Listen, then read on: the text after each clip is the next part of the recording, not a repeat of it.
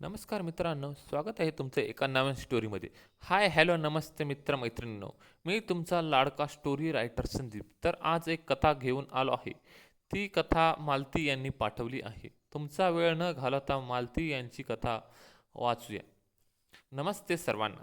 मी मालती. माझं वय 44 वर्ष आहे. वय जास्त वाटत असलं तरी मी अजून दिसायला चांगली दिसते. माझे शरीर सुडल आहे, म्हणजे एकदम मोठी आहे.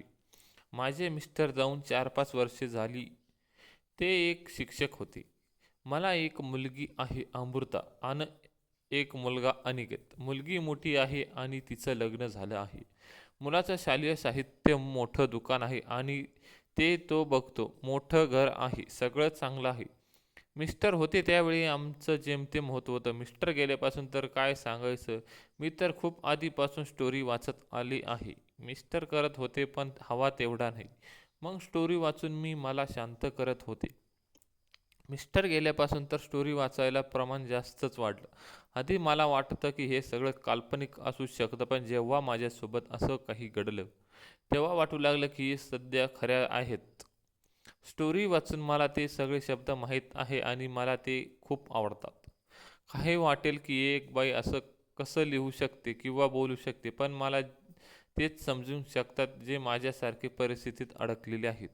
माझं चांगलं शिक्षण झालं आहे.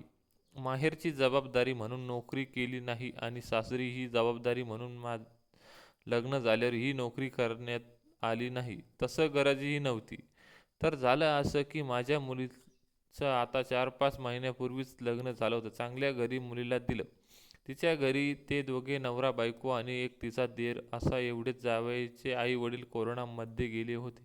जावई चांगला होता दिसायला आणि राहायला पण.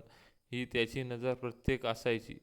तर सगळ्या पुरुषांना स्वभावच असतो. अधिक मास म्हणजे धोंड्याचा महिना चालू झाला आणि मी मुलीला आणि जावयाला धोंड्यासाठी बोलावलं.